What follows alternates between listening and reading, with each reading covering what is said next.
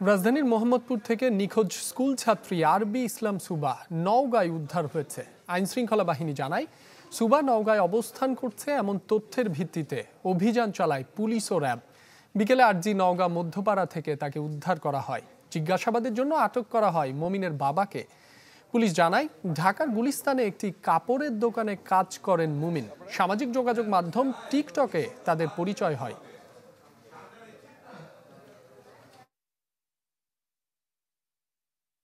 আমরা জানতে পারি তারা আসছে এখানে, বাট ওই সময় তারা লুকায় যায় আর কি, পাশের বাড়ি বা আশেপাশে কোথাও। ওনার বাবাকে যে আর কি সুবার যার সাথে চলে আসছে মমিন, তার বাবাকে আমরা নিয়ে এসে জিজ্ঞাসাবাদ করি। তারপরে একবারে জানতে পারি যে সে এক পাশের বাড়িতে আছে, ওখানে যাই। র্যাবের একটা টিমও ছিল ওখানে, ওরা আগের থেকে কাজ করছিল জন্য। পরে আমরা যৌথভাবে উদ্ধার করি। তাদের সাথে 2 বছর এই টিকটকের মাধ্যমে পরিচয়। আর হচ্ছে যে তারা 2 দিন আগে আসছে আর কি, শ্যামলী বাসে করে তো নওগাঁয় আসছে আর কি।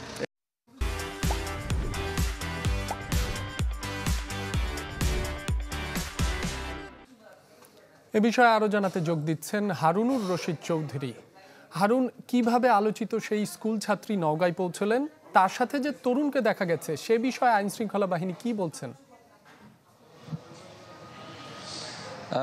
জি, আজকে আসলে ঠিক বিকেল 4টা বা তার কিছু আগে মুমিনের যে বাবা আছে, যার সুবার যে কথিত প্রেমিক মুমিনের যে বাবা, তাকে আটক করা হয়েছিল। পুলিশ আটক করেছিল এবং তার দেয়া তথ্য অনুযায়ী আসলে সেই আরজি নওগাঁ মধ্যপাড়া থেকে তাকে আসলে আটক করা হয়। এবং যখন আটক করা হয় তখন সুবা কিন্তু বারবার কান্না করছিল এবং আসলে তিনি তার ভুল বুঝতে পেরেছেন এমনটাও কিন্তু বলছিল। এবং এই মুহূর্তে আসলে সুবাকে জয়পুরহাট যে র্যাব ক্যাম্প আছে সেখানে নেওয়া হয়েছে। র্যাবের পক্ষ থেকে জানানো হয়েছে যে তাকে আসলে জিজ্ঞাসাবাদ করা হবে, কারণ বারবার করে অপহরণের একটি কথা বলা হচ্ছিল।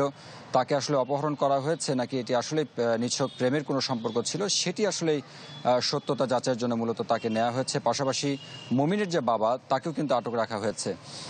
এবং সুবার দেয়া তথ্য অনুযায়ী তিনি যেটা বলেছেন যে টিকটকের মাধ্যমে তাদের পরিচয় হয়, 2 বছরের সম্পর্ক। এবং মুমিন হচ্ছে একটি ঝুট ব্যবসায়ী, অর্থাৎ কাপড়ের দোকানে তিনি থাকতেন, মাত্র 7,000 টাকা বেতন পেতেন ঢাকার একটি এলাকায়। এবং তার যে বাবা, তার বাবা হচ্ছে নাইট গার্ড, এবং তারা আসলে ঢাকায় মূলত থাকতেন।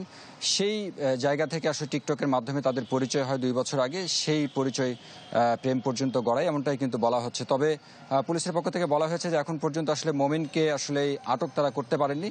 তাকে আটক করতে পারলে হয়তো আরো বেশি তথ্য জানানো যাবে। মোটামুটি এরকমটা ছিল। হারুনুর রশিদ, আপনাকে ধন্যবাদ। দর্শক, নওগাঁ থেকে উদ্ধার হয়েছে আলোচিত স্কুল ছাত্রী সুবা, সে বিষয়ে জানাচ্ছিলেন আমাদের সহকর্মী।